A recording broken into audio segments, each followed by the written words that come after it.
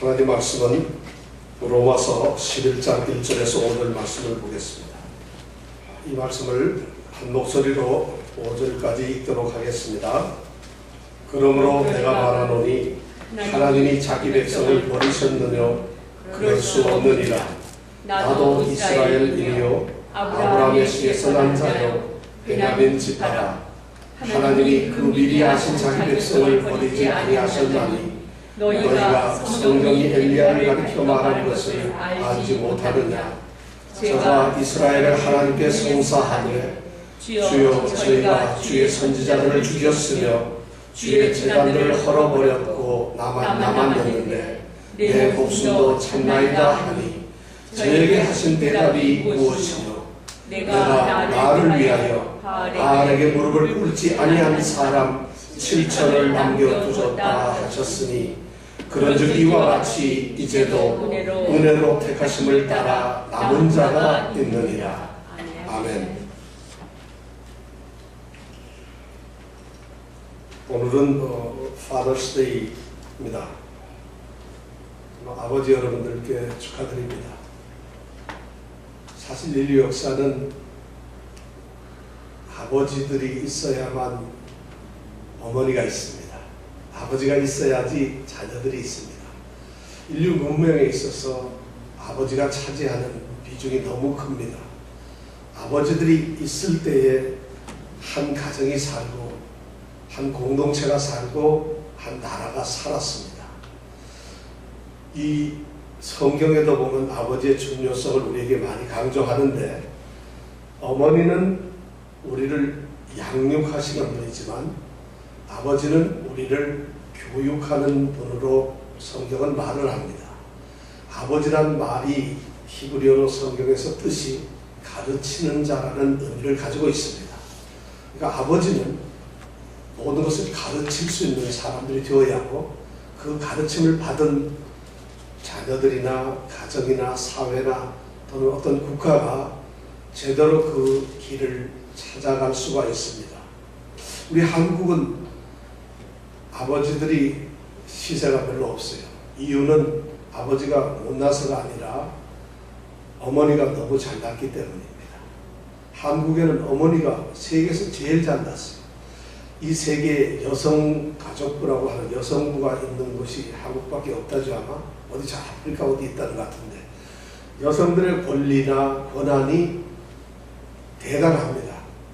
그런데 그 권리나 권한이 그냥 주어지는 것이 아니라 정말 가질 만한 합당한 그런 분들이 바로 어머니이고 여성입니다. 어느 사회 분야에 있어서도 여성분들이 진출하지 않은 곳이 없어요. 이제 그러다 보니까 남자들은 하기 싫어서가 아니라 어쩔 수 없이 전에 여성분들이 하던 일을 이제 열심히 하려고 합니다. 그것이 사회 모습으로 되어가고 있는데 안타까운 것은 우리 어머니들이 훌륭한 능력과 훌륭한 그런 지혜와 모든 것을 동원해서 가정에서 아버지를 살려야 된다는 것입니다. 모든 일을 해도 좋지만 가정의 영광을 아버지께로 돌려야 된다는 것입니다. 아버지가 가정에서 꿋꿋하게 살아있을 때, 건강하게 서 계실 때에 가정은 힘이 있습니다. 그리고 분명하게 살아갈 수 있습니다. 아버지들 힘내십시오.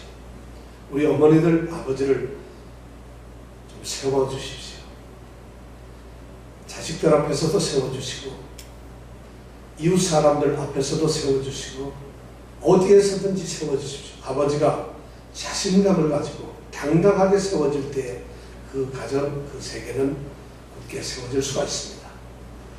말씀을 드리기 전에 아버지 이 Father's Day라서 제가 한 말씀을 드렸습니다. 제가 어머니 같으면 또 어머니를 강조할 텐데 아버지이기 때문에 아버지를 강조하는 것은 절대 아닙니다. 실제로 아버지 소중하신 분들입니다. 우리 아버지들 힘내시기 바랍니다. 오늘 말씀은 버림받지 아니하는 이스라엘이라고 하는 제목으로 말씀을 드리려고 합니다. 이 말씀이 한 2시간 정도 소요가 될지 모르겠습니다만 오늘 첫 번째 시간에 버림을 받지 아니하는 이스라엘. 결코 버려지지 아니하는 하나님의 백성, 결코 하나님으로부터 배제당하고 배척당하고 쫓겨나지 않는 하나님의 품에서 영원히 살 수밖에 없는 하나님의 백성, 이것이 오늘 우리가 생각해 보고 싶은 말씀의 주제입니다. 그러한 주제를 갖기 위해서 바울사도는 오늘 11장 1절에 첫 번째 질문을 던지는 것이 하나님이 자기 백성을 버리셨느냐 하는 질문입니다. 이 질문은 다른 말로 바꿀 수 있다면 하나님께서 자기 백성을 버리실 수가 있는가 하는 질문입니다. 또 다른 질문으로 바꿀 수 있다고 한다면 하나님께서 자기 백성을 결코 버리지 않겠다고 분명하게 약속을 하셨는데 그 약속을 하나님께서는 깨뜨릴 수 있느냐 하는 질문입니다. 사무엘상 12장 22절에는 여호와께서는 너희로 자기 백성 삼으신 것을 기뻐하신 고로 그 크신 이름을 인하여 자기 백성을 버리지 아니하실 것이요, 이렇게 말씀을 했습니다.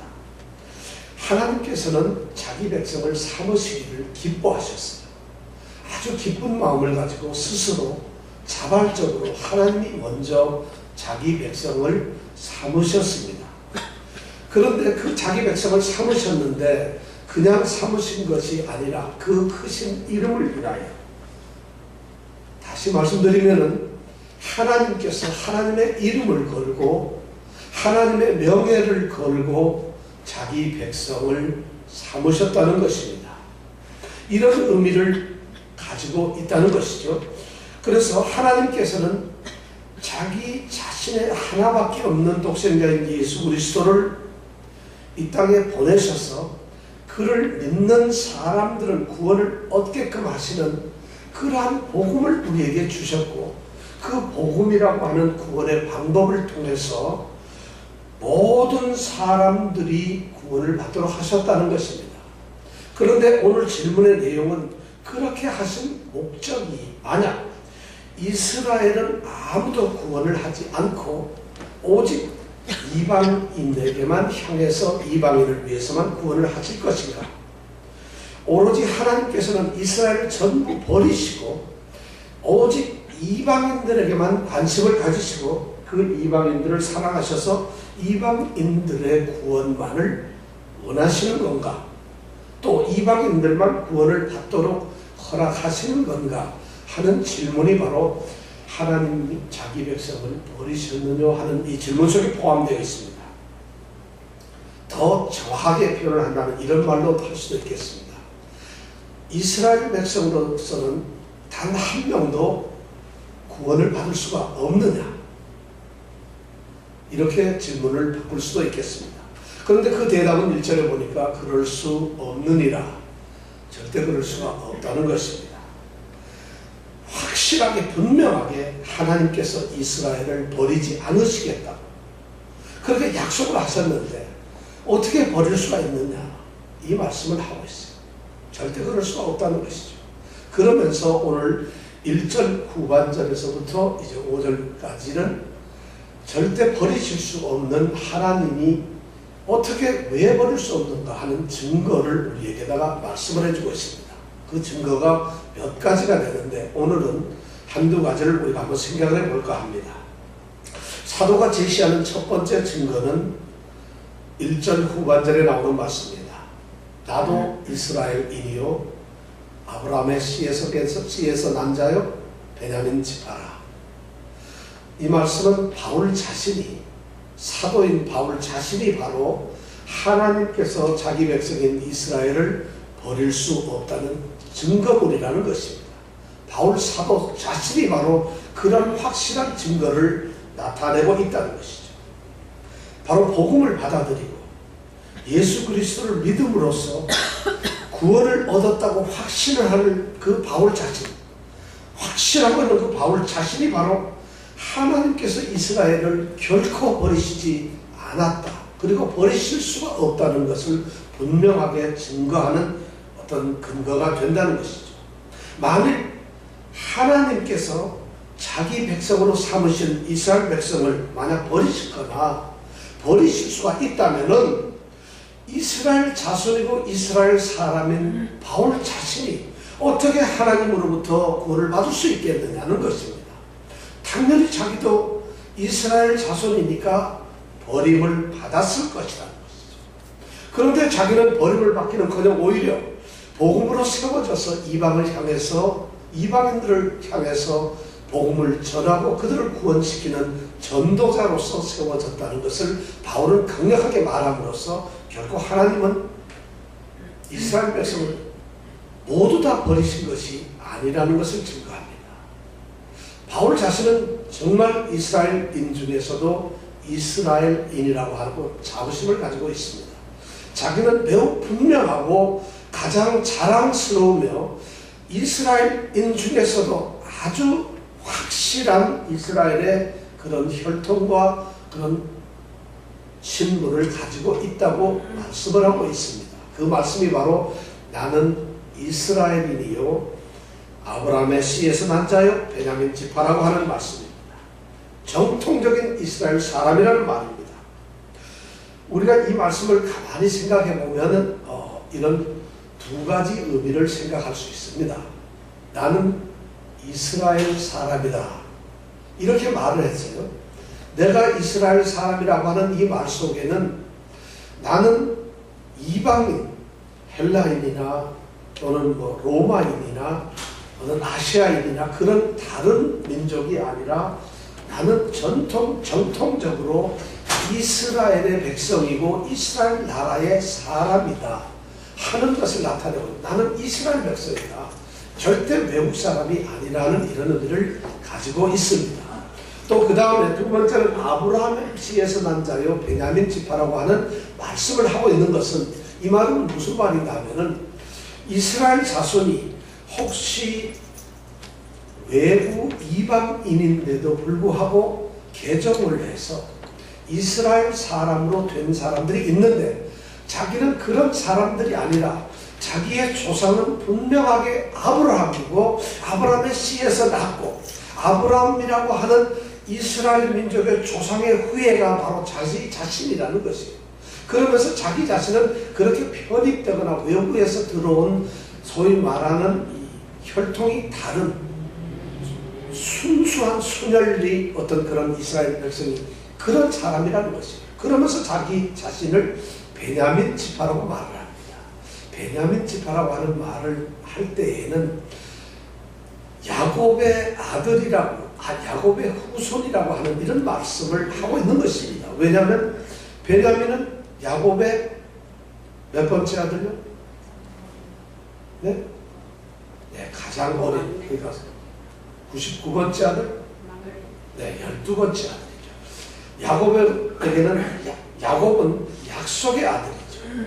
바로 이삭이라고 하는 약속의 아들이 두 쌍둥이를 낳았는데 하나님께서 선택한 바로 야곱, 그러니까 선택하고 약속으로 나온 그 가문의 대를 이어서 태어난 베냐민 지파에 소속된 정통적인 그런 사람이라는 것입니다. 그리고 이런 사람이 바로 하나님으로부터 구원을 받았다고 한다면 전통적인 이스라엘 백성들은 절대로 버려지는 것이 아니라 구원을 받는 사람이 있다는 것입니다. 그뿐만 아니라 두 번째로 더 큰 의미는 있어요. 또 다른 의미가 있어요.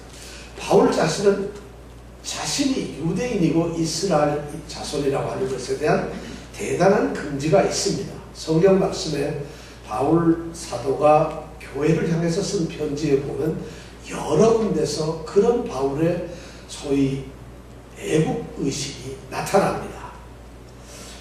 갈라디아서 1장 13절 14절에 보면 특히 그런 것이 나타나는데 자신은 아주 철저하고 굉장히 보수적인 유대교주의자라고 하는 것을 주장합니다. 유대인들이 믿고 있는 율법과 유대인들이 자랑하는 율법에 대해서 철저하게 지켰고 또 가장 잘 이해하고 알 수 있는 유대교의 유대주의자라는 것을 자신이 말하고 있어요. 그런 자신이 구원을 받았다는 것입니다. 버림을 받지 않았다는 것입니다. 이 말씀은 이스라엘 자손들은, 그 당시에 유대인들은 전부 다 복음을 믿지 아니하고 아주 극소수들이 하나님의 교회에 편입이 되어서 교회의 교인이 되었는데, 성도가 되었는데, 대다수의 유대인들은 하나님을 믿지 않았거든. 그러니까 하나님께서는 이스라엘을 다 버리신 것이 아니라 이러한 자기처럼 동년배보다도 더 유대교에 심취되고 열심히 있어서 하나님을 믿는 일에, 그리고 조상들이 전해준 그 유전에 대해서 무지무지하게 열심히 있었던 자기 자신도 이렇게 하나님의 부르심을 받고 구원을 받았다는 것을 이야기하고 있다는 것입니다. 그러니까 하나님의 백성은, 하나님께서는 자기 백성을 버리실 수가 없다는 것을 증거하고 있다는 것입니다. 또 나는 이스라엘이요 아브라함 씨에서 난 자요 베냐민 지파라고 하는 이 말씀 속에는 바울 자신의 또 다른 면모를 우리가 발견할 수 있습니다. 뭐냐면은 바울 자신은 정통적 유대인이며 또한 유대계의 철저한 유대주의자였을 뿐만 아니라 지금 현재 내가 이방을 향해서 전파하고 있는 이 복음을 반대하고 나를 핍박하고 나를 죽이려고 하고 나를 회방하려고 하는 그런 사람들과 똑같은 존재가 바로 자신이었다는 것입니다. 그럼에도 불구하고 자기는 지금 버림을 받지 않고 하나님의 자녀가 되어 있다는 것입니다. 디모데 전서 1장 13절에 보면 내가 전에는 회방자요 핍박자요 포악자라고 이렇게 스스로 말하고 있습니다. 하나님의 복음, 이 예수 그리스도의 복음이 전파되는 것을 방해했고 그 예수 그리스도의 복음을 믿는 자들을 자기가 핍박하고 죽이려고 하나님의 교회를 잔해하고 없애버리려고 애를 썼던 사람들이고, 그래서 실제로 하나님의 백성으로서 예수 그리스도를 믿는 성도들을 죽였던 그런 일을 앞장섰던 사람이라는 것을 자신이 이야기하고 있어요. 그런 내가 구원을 받았다는 것입니다. 만약 하나님께서 자기 백성을 버리셨다고 한다면 가장 먼저 버려야 될 사람이 자기라는 것이에요. 자기는 그런 사람으로 분명히 뽑혔을 것이고, 자기 자신이 지금 이런 모습으로 이렇게 유대인들을 향해서, 이방인들을 향해서 편지를 쓸 수 있는 하나님의 사도가 될 수가 없었다는 것이죠.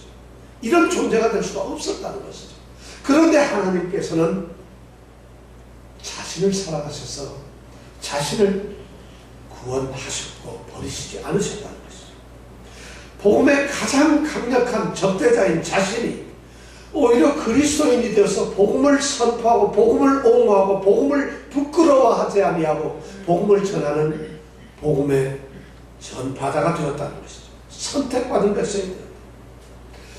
이 말씀은 유대인으로서 한 사람, 이 사도 바울이라는 사람이 하나님의 부르심을 받았다는 이런 말은 하나님께서는 유대인을 버리시는 것이 아니라 이스라엘 백성을 모두 이 땅에서 버리시는 것이 아니라 그들을 반드시 구원을 하신다는 것이죠.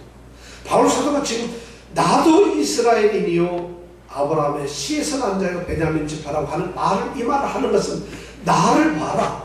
여러분들 내가 이방인을 향해서 복음을 전하고 있지만은, 그래서 여러분들이 나를 박해하고 있지만은 이런 나조차도 이스라엘인인데 똑같은 존재인데 내가 이런 일을 하고 있지 않느냐. 여러분들도 결코 버리지 않는다는 말씀을 지금 하고 있다는 것이죠. 이것이 바로 하나님이 자기 백성을 버리시지 않으셨다는 첫 번째 증거라는 거죠. 이 말씀을 통해서 우리에게 바울 사도가 들려주는 것은, 오늘 우리는 바울 사도의 놀라운 이 자기 확신, 자기 자신이 누구인 것을 너무 뚜렷하게 알고 있고, 그뿐만 아니라 자기 자신이 구원을 받았다고 하는 구원의 확신을 분명하게 이렇게 가지고 있다는 것이 놀랍습니다. 만약 바울이 자기는 예수를 믿는 믿음이 없고 믿음이 좀 불확실한 사람이고 또 구원에 대해서도 분명한 자신 확신을 갖지 못한다고 한다면은 이렇게 말을 할 수가 없었다는 것이죠.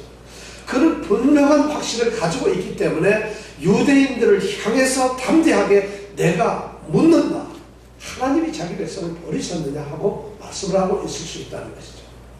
오늘 우리에게도 바로 그런 도전이 필요합니다. 만약 여러분들 한 사람 한 사람이 지금 교회 안에 있지 않고 밖에 나가서 직장이든 또는 가정이든 또는 어떤 학교든 본인이 처한 장소에서 어떤 사람이 당신은 하나님께서 버리지 아니하시는 하나님의 백성입니까? 하고 질문을 할 때 나는 하나님의 세례를 받고 성령께서 내게 계시는 하나님의 아들인 예수 그리스도를 믿음으로 구원을 얻은 성도입니다. 이렇게 그들에게 하나님께서 이 세상에서 죄인 가운데서도 선택할 수 있는 하나님의 그 사랑을 여러분들이 증거할 수가 있느냐. 우리는 쉽게 증거할 수 있어요. 그런데 그런 말을 얼마든지 우리가 할 수 있어요. 또 우리는 사실 주일 예배도 잘 드리니까 얼마든지 그럴 수가 있어요. 성경 말씀도 알고 예배도 드리고 또 신앙의 연조가 벌써 10수년, 20년, 30년 지났기 때문에 우리는 우리 스스로를 성도라고 자랑스럽게 얘기할 수 있어요. 문제는 지금 바울 사도는 자신의 확신이 자기 자신에 의한 자기 도취, 자기 교만, 자기 확신만으로 이런 말씀을 하는 것이 아니라는 것이죠. 이 말씀을 들었던 유대인들, 이 말씀을 들었던 이방인들은 바울 그 사람은 분명히 이스라엘인이지만 구원을 받은 사람이라는 인정을 받을 수 있다는 사람이죠. 그렇다면 우리가 똑같이 우리 삶의 현장에서 내가 성도라고 주장을 하고 성도라고 내가 선포를 하고 다닐 때에 성도라고 선포를 받은 우리의 친구나 이웃이 그 사람 예배당 다니는 사람이야. 이것이 아니라 그 사람 예수를 믿고 예수의 사람으로 바뀌어진 그리스도인이다. 이렇게 인정을 받을 수가 있느냐는 것이죠. 여러분들 그런 인정을 받기를 원합니다. 사실 우리 신앙의 도전은 많습니다. 오늘 많은 이 사회적인 문제들 중에 하나가 그리스도인들이 그 문제의 핵심 속에 있다는 것입니다. 물론 이단들도 많지만은 그리스도인이라고 자처하는 사람들이 너무 가벼운 천박한 너무 값싼 그런 그리스도인의 모습을 가지고서 그들이 복음을 받은 자라고 확신을 가지고 있다는 것입니다. 우리에게 참다운 구원의 확신이 있고 참다운 그리스도인이라고 하는 그런 자기 정체성 확신이 있기를 원합니다. 그런 사람이 되었을 때 이런 말을 할 수가 있다는 것이죠. 이것이 첫 번째 바울 사도가 하나님께서 자기 백성을 버리시지 않았다고 하는 증거입니다. 바울 자신이 바로 증거라고 말을 하고 있습니다. 두 번째 증거가 바로 2절 처음에 나옵니다. 하나님이 그 미리 아신 자기 백성을 버리지 아니하셨다는 것입니다. 이것은 미리 아신 자기 백성은 하나님께서 결코 버리시지 않았다는 것입니다. 결코 이미 버리시지도 않았고 현재도 버리고 계시지 않다는 것이죠. 이 말씀은 신학적인 의미를 우리에게 주고 있습니다. 그 미리 아신 자기 백성. 이미 1절에서 질문을 할 때에 하나님께서 자기 백성을 버리셨느냐 할 때 이 자기 백성이라고 하는 말 속에는 이미 이런 의미가 들어가 있습니다. 있음에도 불구하고 다시 2절에는 그것을 분명하게 얘기하는데 하나님께서 선택하신 자기 백성, 하나님이 미리 아신 자기 백성은 버리시지 않는다. 버리시지 않았다. 버리실 수가 없다는 것. 왜냐하면 그들은 하나님께서 내 백성이라고 언약을 하셨기 때문이라는 것이죠. 그래서 그건 불가능하다는 것을 바울 사도는 두 번째의 증거로 우리에게 제시하고 있습니다. 이것은 놀라운 말씀입니다. 하나님께서 미리 아신 그 미리 아신 자기 백성, 그들은 결코 버릴 수가 없다는 것이죠. 자, 여기에서 중요한 단어가 나오는데 미리 아신 백성이라는 것입니다. 미리 아신다. 이 말은 무슨 말인가요? 하나님이 미리 알고 계셨다. 우리가 예수 믿을 것을 알고 계셨고 우리가 구원을 받을 것을 미리 알고 계셨다 하는 이런 의미로 우리가 생각을 해서는 안 된다는 것이죠. 하나님은 무엇이든지 다 잘 아시는 분이니까 이미 창세전에 세상을 만드시고 창조하시고 인간을 만들어 놓으실 때 인간의 모든 역사 끝을 다 알고 계시니까 2000년대에 태어난 우리, 1900년대에 태어나고 2000년대에 태어난 우리를, 이 시대에 살고 있는 우리를 이미 하나님께서는 구원하시고 하나님의 백성으로 삼기로 이미 알고 계셨다는 이런 의미는 사실은 아닙니다. 그러나 그런 의미도 사실은 있지만 우리는 미리 아셨다는, 미리 아신 이 말에 대해서 그런 뜻이 아니라는 것을 이미 우리는 로마서 8장 29절에서 이미 우리가 다 배웠습니다. 우리가 작년에 그 설교를 제가 드렸었고 그때 우리가 말씀을 드렸어요. 로마서 8장 29절에는 이렇게 되어 있습니다. 하나님이 미리 아신 자들로 그 아들의 형상을 본받게 하기 위하여 미리 정하셨으니 이는 그로 많은 형제 중에서 맏아들이 되게 하려 하시니라. 이 말씀입니다. 하나님이 미리 아신 자들을 자기의 독생자인 예수 그리스도를 본받게 함으로써, 그래서 본받는 아들들이 많이 생기면 예수 그리스도는 첫 번째 맏아들이 되는 거고, 그 첫 번째 맏아들인 예수 그리스도를 본받고 닮아가고 예수의 사람이 된 사람들은 또다시 자기의 자녀가 되어서 수많은 자녀를 삼으시고 그 백성을 삼으시고 그 예수 그리스도를 맏아들이 되게 하셨다는 이 말씀. 그것을 하나님께서는 하셨는데 누구에게 그런 일을 하셨느냐? 미리 아신 자, 하나님이 미리 아신 자들로 그렇게 하셨다는 것입니다. 여기서 미리 아셨다는 이 말씀을 우리가 기억을 되살리면서 다시 설명을 하면 이런 뜻입니다. 첫 번째는 하나님께서 미리 결정을 해 두셨다, 이런 말이에요. 우리는 오늘 갑자기 내가 예수를 믿는 이런 것이 아니라 하나님께서는 죄인들이, 사람을 창조하시고 이미 사람에 타락하거나 사람이 하나님의 품에서 떠나시는 이런 것을 이미 다 알고 계셨어요. 그리고 그것을 다 계셨지만은 하나님께서는 그런 와중에서도 하나님께서는 그 타락된 백성들을 그냥 죽여버리고 그냥 멸망되고 사망으로 가도록 만드는 것이 아니라 그들을 구원하시려고 하는 독생자의 십자가의 죽음을 이미 가지고 계셨다는 것이고, 그런 결정을 가지고 계시고 시대적으로 그런 사람을 통해, 그 사람을 통해서 하나님께서는 우리를 구원하시기로 이미 결정을 해두고 계셨다는 이런, 먼저 결정을 하셨다 하는 이런 의미가 이 말씀 속에 있습니다. 그러니까 우리는 오늘 갑자기 하나님의 구원을 받은 것이 아닙니다. 이스라엘 백성들은 그 미리 아신 자기 백성이니까 이미 하나님께서는 그들을 구원하시려고 미리 결정을 해 두셨던 자기의 백성이라는 이런 말씀입니다. 그렇기 때문에 버릴 수가 없다는 것이죠. 또 두 번째, 이 미리 아셨다는 말씀은 하나님께서 먼저 자기의 백성을 알았다 하는 이런 말이에요. 이 먼저 알았다는 이 말은 뭐냐면 이스라엘 이 백성들이 하나님을 믿는 우리가 하나님을 먼저 이렇게 알고, 하나님이 구세주고 창조자이시고 온 땅의 만주의 주이신 하나님이시구나. 우리가 먼저 그 하나님을 알았다는 것이 아니라 우리는 하나님을 몰라요.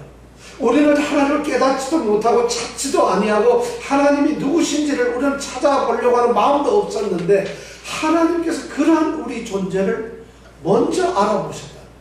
이것이 바로 미리 아심의 두 번째 의미입니다.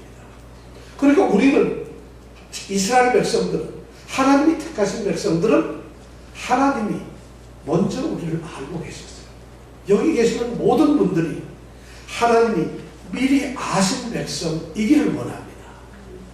우리를 먼저 아셨다는 거죠. 세 번째 이 미리 아셨다는 말은 아주 또 독특한 의미를 가지고 있는데, 하나님께서는 이스라엘 백성, 자기 백성과 특별한 관계를 맺으셨다는 이런 의미를 가지고 있습니다. 아모스 3장 2절에 보면은 이런 말씀이 나옵니다. 내가 땅의 모든 족속 중에서 너희만 알았나니, 이런 말씀을 하고 있습니다. 아모스 말씀, 이 말씀은 뭐냐면 이스라엘 백성을 향해서 하나님께서 하시는 말씀인데, 이 땅의 모든 족속들 중에서 너희만, 이스라엘 백성들만 알았다는 이런 말씀을 하고 있습니다. 그러니까 그 말씀이 바로 미리 알았다는 이 말씀에 속하는 건데, 우리는 이 말씀을 통해서 우리가 이렇게 이해를 해야 됩니다. 하나님은 모든 것을 아시는데, 그러면 땅에 있는 모든 족속들을 다 모르고 이스라엘 백성만 알았다는 말이냐? 그건 아닙니다. 하나님께서는 이스라엘 백성 아닌 우리 한국 백성들도 알았고, 미국 백성도 알았고, 영국 백성도 다 알고 계세요.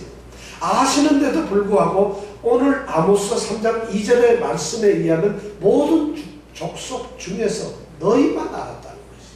그러면 이 알았다는 말의 의미는, 하나님이 미리 아셨다는 이 알았다는 말의 의미는 좀 다른 의미가 있을 거라는 것이에요. 다 아시면서도 왜 너희만 안다고 말씀을 하셨을까? 그래서 미리 아신다는 이 말씀의 세 번째 의미는 뭐냐면, 특별한 아름이 있었다는 것이에요. 특별한 관심, 특별한 애정, 특별한 어떤 관계 속에서의 그들과 알을 가지고 계셨다는 것이죠. 그러니까 그 말씀은 뭐냐면, 여기서 안다는 말은 그냥 어떤 머리로 알고 눈으로 봐서 아는 이런 의미가 아니라, 하나님께서는 어떤 관계 속으로 우리를, 그 이스라엘 백성들을 끌어들였다는 것이죠. 그래서 다른 백성들이 많이 있지만은 특별하게 하나님의 애정을 쏟고 관심을 쏟고, 그들에게는 따로 예외적인 특별한, 그들과는 전혀 다른, 저들과는 다른 독특한 관계로서 그들을 세워두셨다는 것이죠. 이것이 바로 미리 아셨다는 말이에요. 이스라엘은 바로 하나님께서 창세전부터 예정을 해두셨고, 그들이 하나님을 찾기 전에 하나님께서 먼저 아브라함을 찾아서 부르시고 아브라함의 후예로서 자기 백성을 삼으셨다는 것이고, 또 하나님은 그들을 자기 백성으로 부르셨을 뿐만 아니라 이 세상 모든 족속 중에서도 가장 독특한 존재로 그들을 관계 맺으셨다는 것이에요. 이것이 바로 미리 아셨다는 말이에요. 그렇게 미리 아신 백성을 하나님께서 버리실 수가 없다는 것이죠. 이스라엘 백성은, 하나님의 택하신 자기 백성은 바로 그런 사람들이라는 것입니다. 그렇기 때문에 미리 아신 그 하나님이 모든 것을 쏟으신 그 하나님이, 하나님의 성품 때문에 하나님께서는 후회하지 아니하시고 모든 것을 그렇게 나중에 잘못되었다고 바꾸지 아니하시는 그 하나님의 성품 때문에 당신의 마음을 쏟아서 선택한 자기 백성은 결단코 버릴 수가 없다는 것이죠. 이것이 바로 우리가 한번 구원을 받으면 절대로 우리는 하나님의 품에서 떠나지 않는다는 것이에요. 이것이 말씀입니다. 그것이 바로 미리 아셨다는 말씀이고, 또 하나 중요한 말은 여기서 그 미리 아신 자기 백성이라고 하는 말입니다. 자기 백성. 자기 백성은 누굴까요? 당연히 이스라엘을 말하는 것이죠. 문자적으로 이스라엘을 말합니다. 그런데 여러분들에게 제가 말씀을 드리는데, 성경을 21장을 잘 읽어보시면서 여기서 그 미리 하신 자기 백성이 누구인가 하는 것을 여러분들이 연구를 한번 해서 저한테 좋은 대답을 좀 들려주시면 좋겠어요. 지금 신학자들이나 성경을 연구하시는 많은 분들이 이 자기 백성에 대해서 의견이 서로 다릅니다. 유명한 칼빈이나 오거스틴 이런 분들하고, 또 루터나 이런 분들하고, 또 어떤 훌륭한 목사님이 서로 자기 백성이라는 이 의견에 대해서 서로 다른 생각을 가지고 있어요. 그 다른 생각이 뭐냐면 두 가지로 나누어져 있다는 것이죠. 뭐냐면 첫째는 미리 아신 자기 백성은, 자기 백성이란 말은 당연히 이스라엘을 얘기하는 건 틀림없는데 이스라엘 백성 전체를 얘기하고 있는 것이다. 여기서 미리 아신 이스라엘 백성 전체를 버리시지 않는다.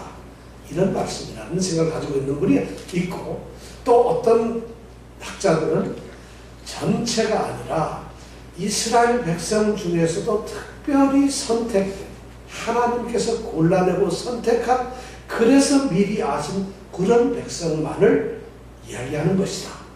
그래서 그 백성을 버리지 않았다. 이렇게 두 가지 의견이 나눠져 있어요. 자, 하나님이 이스라엘 백성을 전부 미리 아셔서 그들을 전부 버리시지 않는다. 이스라엘 백성 전체를. 또 하나는 그게 아니라 이스라엘 백성 중에서도 특별히 선택된 그 미리 아는 그 사람들만 버리지 않으셨다. 여러분 어느 게 맞는 것 같아요? 여러분 어느 게? 첫 번째 전체가 맞을 것 같아요? 아니면 두 번째 선택을 받은 그 사람들만 맞는 것 같아요? 난 두 개 다 모르겠어요. 그게 아마 정답입니다, 사실은. 왜냐하면 성경을 좀 더 잘 읽어보셔야 되니까. 오늘 집에 가셔서 11장 좀 읽어보고 여기에 대한 해답을 우리가 찾아봤으면 좋겠어요. 여러분들 누구인가? 이게 의미가 많이 달라집니다. 그런데 먼저 얘기한 전체를, 이스라엘 백성 전체를 얘기했다. 하나님은 이스라엘 백성 전체를 이미 미리 알고 계셨다. 그래서 그 백성을 구원하신다는 이 말씀이 맞는 것이라고 주장하는 사람들은 이렇게 얘기를 합니다. 그 사람들은 첫 번째 1절의 질문에서 하나님이 자기 백성을 버리셨느냐 할 때 그 자기 백성과, 그것이 바로 이스라엘 전체를 얘기하고 있다는 것이죠. 하나님이 자기 백성을 버리셨느냐, 하나님이 이스라엘을 버리셨느냐, 똑같은 말이라는 것이죠. 그럴 수 없느니라도 똑같이 자기 백성을 버릴 수 없느니라, 이스라엘을 버릴 수 없느니라, 이런 뜻이라는 것입니다. 그러니까 2절에 와서 당연하게 그 미리 하신 자기 백성은 1절에서 말한 자기 백성하고 똑같은 것이고, 그렇다면 동일한 문장 속에서 동일한 의미를 가지고 있는 동일한 단어를 사용했다고 한다면 당연히 자기 백성은 이스라엘 전체를 말하는 것이 맞다. 이것이 이스라엘 백성 전체를 이야기하시는 분들이에요. 그런데 전체가 아니고 택하신 백성이라고 얘기하는 사람들은 또 생각이 다릅니다. 그게 아니고, 이 사람아 잘 들어볼게. 11장 4절 5절에 봐. 남은 자만 구원을 얻는다. 남은 자가 있다고 그랬는데 바로 은혜로 택하심을 따라 남은 자가 있다는 얘기는 뭔가? 다가 아니라는 얘기야. 엘리야가 하나님께 막 안타까워서 이스라엘 백성을 송사하는데 다 죽였다. 제단 다 얼어버렸고 선지자라고는 한 사람도 안 남고 나만 남았는데 저 사람이 나까지 죽이려고 하는데 하나님 이거 도대체 어떻게 된 겁니까? 하고 물었을 때 하나님의 대답이 뭐냐? 나를 위하여 하나님을 위해서 바알에게 무릎을 꿇지 아니하는 사람이 7천이나 남겨두었다는 것이에요. 그 말은 무엇이냐? 이스라엘 백성이 다 죽는 건지 어떤지 몰라도 하나님께서는 은혜로 택하셔 남은 자를 두셨다는 것이고, 그래서 은혜로 택한 자가 남은 자가 있다는 것이죠. 그러니까 이 말씀은 결단코 이스라엘 전체를 얘기하는 것은 아니고 문맥 중에서 보니까 남은 자만, 선택된 자만 얘기하는 것이다. 그래서 이스라엘 중에서도 기억하고 하나님이 미리 아신 남은 자만 얘기하는 것이다. 또 9장에서 우리가 말씀을 배웠습니다. 이스라엘에 대해서 얘기를 할 때 이스라엘에서 난 그들이 다 이스라엘이 아니라는 것이죠. 아브라함의 씨가 다 그 자녀가 아니라는 것이죠. 이삭에서 난 자만 약속의 자녀라는 것이죠. 그렇다면 이삭이 아닌 이스마엘을 통해서 난 자들은 결단코 이스라엘이 아니라는 것이죠. 그렇다고 이삭의 후예가 다 아브라함의 후예냐? 그렇지는 않다는 거죠. 이삭의 후예 중에서도 야곱과 에서가 있는데 에서를 통해서 난 백성들은 또한 이스라엘이 아니라는 것이죠. 야곱을 통해서 난 12지파의 그 밑에 있는 자녀들만 하나님이 약속의 자녀라, 약속을 통해서 나온 약속의 자녀라는 것이죠. 그러니까 이스라엘이 아니라고 하는 이 말을 우리가 생각을 해본다면 이 말씀 중에는 전체 이스라엘을 얘기할 수가 없다. 하나님이 전체를 구하신다는 것이 아니라 약속을 하신, 특별히 선택한, 미리 하신 자기 백성을 구하는 것이다. 자, 여러분들 어느 것이 맞겠어요?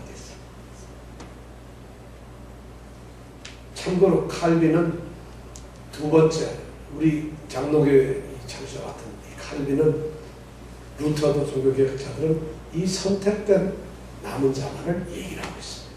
수많은 학자들이 그렇게 얘기를 하고 있습니다. 그런데 또 전체를 얘기하는 훌륭한 분도 많아요. 그래서 저는 칼빈이나 루터와는 의견을 달리하고 전체를 이야기하고 있다, 이렇게 말씀을 저는 드리고 싶습니다. 저는 그렇게 생각합니다. 꼭 제 말이 맞다고 생각하시지 말고 저는 그렇게 생각을 합니다. 왜냐하면 하나님께서 오늘 이 말씀에서 자기 백성이라고 말씀을 하셨을 때는 전체를 말씀하는 것이 틀림없다는 것이죠. 왜냐하면 우선 첫째로 자기 백성이라고 하는 말씀을 1절에도 썼고 2절에서도 이 헬라어로 그리스어로 똑같은 단어를 쓰고 있어요.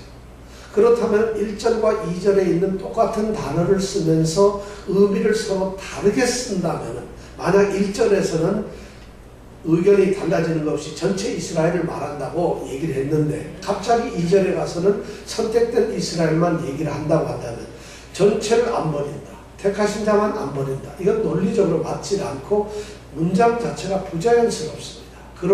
만약 그렇게 서로 뜻이 다르다고 한다면 1절과 2절 사이에 자, 이스라엘 중에서는 특별히 선택된 다른 이스라엘이 있는데 이 사람들은 바로 미리 아신 자기 백성이다 라고 하는 말씀을 설명을 해줘야 되는데 너무 당연하게 넘어가고 있어요. 이 말씀은 뭐냐? 우리로 하여금 혼란스럽지 않게 자기 백성은 그냥 전체를 말씀을 하고 있다, 이렇게 저는 받아들이고 있습니다. 그 다음에 이 말씀을 보세요. 자기 백성을 버리시지 않았다. 이 말씀을 가만히 들어보면은 하나님이 선택하고 미리 알고 하나님이 참된 이스라엘로 선택을 한 그 사람들은 두말할 것 없이 당연히 구원을 하는 것이, 버릴 수가 없는 것이. 그리고 너무 당연한 말씀을 하나님께서 이렇게 반복적으로 이야기하실 필요가 과연 성경 말씀은 필요하겠어요? 그렇다면 그런 말씀을 그렇게 여러 번 반복할 필요가 없어요. 그래서 제가 보기에는 너무 당연한 말을 하나님께서 쓰시질 않았다. 바울 사도는 그걸 쓰질 않았다는 것이죠. 그러니까 이거는 전체를 말할 수 있다는 것이죠. 더 중요한 것은 이 11장 기록의 목적입니다. 우리는 9장서부터 11장까지의 말씀 전체가 이스라엘 백성들의 과거와 현재와 미래를 기록하고 있는 말씀이라고 우리는 알고 있습니다. 우리는 11장에 지금 서 있는데 9장, 10장에서 우리가 배웠고 생각했던 말씀은 뭐냐면 이스라엘 백성들이 하나님께서 독생자를 보내신 그 예수 그리스도를 믿지 아니함으로 거의 다 버림을 받았다는 것이죠. 그리고 그 자리에 이방인들이 들어와 있다는 사실, 이 사실을 9장하고 10장에서 우리는 말씀을 통해서 알았습니다. 그러면 다시 11장에서는 무엇을 얘기하느냐? 이스라엘 백성들의 과거나 현재의 모습을 반복해서 또 11장에서 말씀을 하실 필요는 없어요. 그리고 11장 이 뒤로 넘어가 보면은 11장은 무슨 말씀을 하고 있느냐? 이스라엘의 미래는 어떻게 될 것이냐? 이스라엘의 장래는 어떻게 될 것이냐 하는 그런 말씀으로 11장은 채워져 있습니다. 우리는 11장에 이제 그런 말씀을 배우게 될 겁니다. 그래서 11장에 이 그런 말씀, 온 이스라엘이 구원을 얻으리라. 이 말씀 하나 때문에 요즘에 백투 예루살렘 이렇게 해서 이스라엘 백성들이 전체가 회개를 하고 믿게 되면 이 땅에 종말이 오고 예수님께서 재림을 한다는 이 세대주의적인 사고방식을 가지고 계시는 분들이 예루살렘을 빨리, 이스라엘을 빨리 온 백성을 다 전도해서 예수를 믿게 해야 이 땅에 하나님의 나라가 세워져 예수님이 재림한다. 그 재림을 빨리 앞당기자 해서 이스라엘을 가야 되고 땅밟기를 하고 이런 운동을 합니다. 사실 그건 성경을 전혀 잘 모르고 해석을 하는 것인데 그런 것이 요즘에 막 뉴욕에도 최근에 그런 집회를 해서 제가 알고 있는, 여러분도 알고 있는 좋은 훌륭한 목사님들이 그걸 강사로 나와서 강의도 하고 이렇게 얘기를 합니다. 참 위험한 일인데. 왜냐하면 온 이스라엘이 구원을 얻어야만 그때가 종말이라는 것이죠. 지금 그런 것이 바로 신사도 운동과도 연계가 되어 있고 이단들하고 소위 말해서 성령파들 이상한 사람들이 전부 그런 유의 사람들이라는 것이죠. 그러니까 11장이 너무 중요해요. 하나님께서 정하신 하나님의 스케줄을 예수님께서 재림하는 지구의 종말 이 땅의 마지막은 우리가 애를 써서 땡겨낼 수가 있다?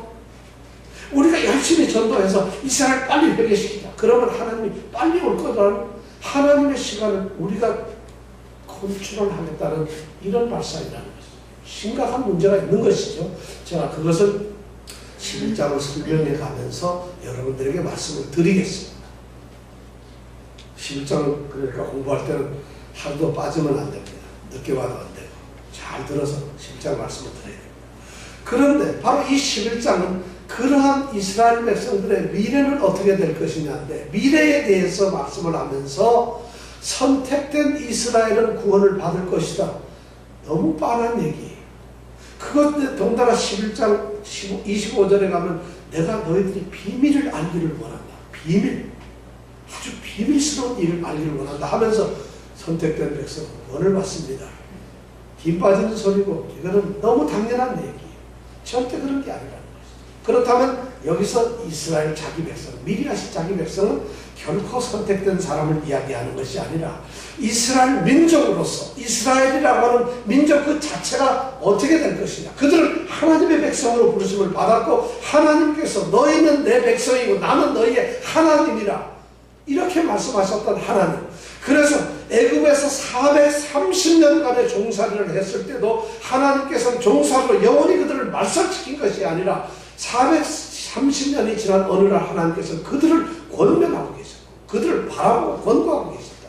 그리고 그들을 구원하셨어요. 40년 광야 생활에서 그들이 하나님을 배반하고 다 그렇게 했을 때 비록 광야에서 모든 사람이 죽었다 할지라도 갈렙이나 여호수아를 살리시고 가나안 땅으로 들어보내셨다. 자기 백성을 결코 버리시지 않는 하나님에 대한 말씀을 지금 하면서 바울사도는 역사적으로 신학적으로 하나님이 그 미리 하신 자기 백성을 결코 버리지 않으신다는 것이죠.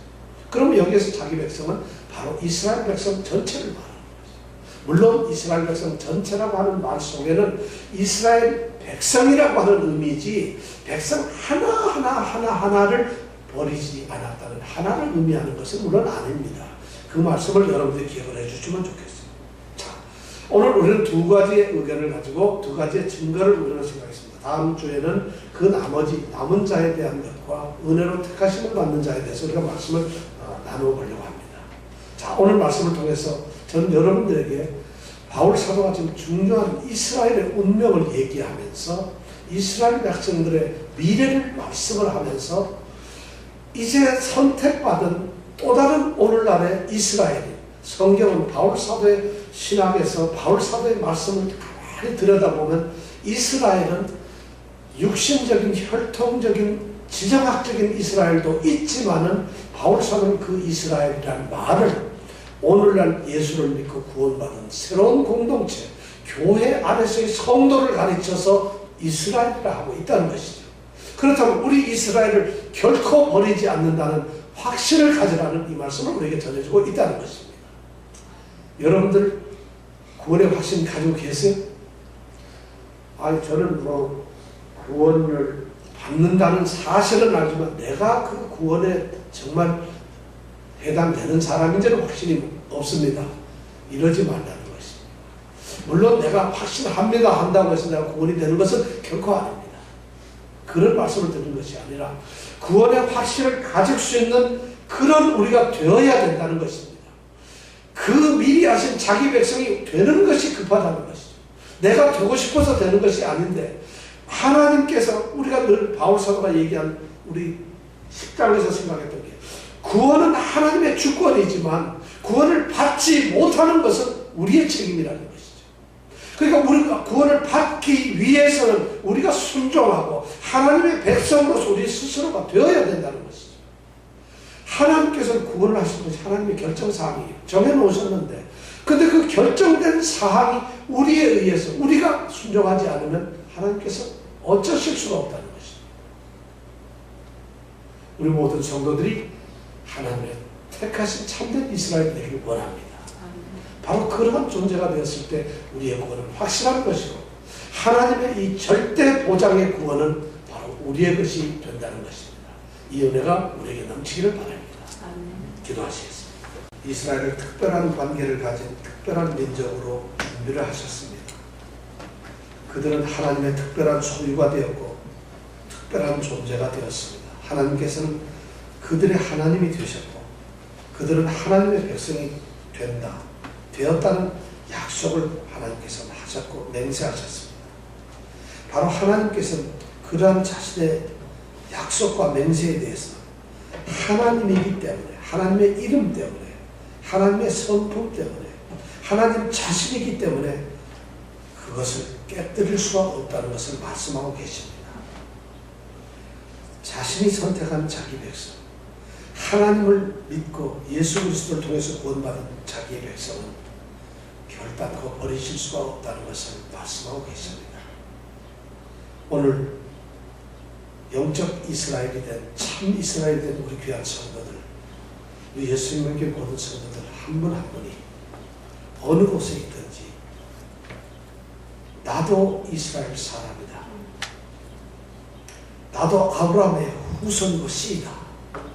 이 말씀을 당당히 외치며 모든 사람으로부터 또 하나님으로부터 인정을 받는 그런 귀한 선택된 참 이스라엘이 되게 하여 주시옵소서. 결단코 버리지 아니하는 하나님의 택하신 백성이 되게 하여 주시옵소서. 되도록 순종하는 우리 모든 성도들이 되게 하여 주시옵소서. 예수님 이름으로 기도드렸습니다. 아멘.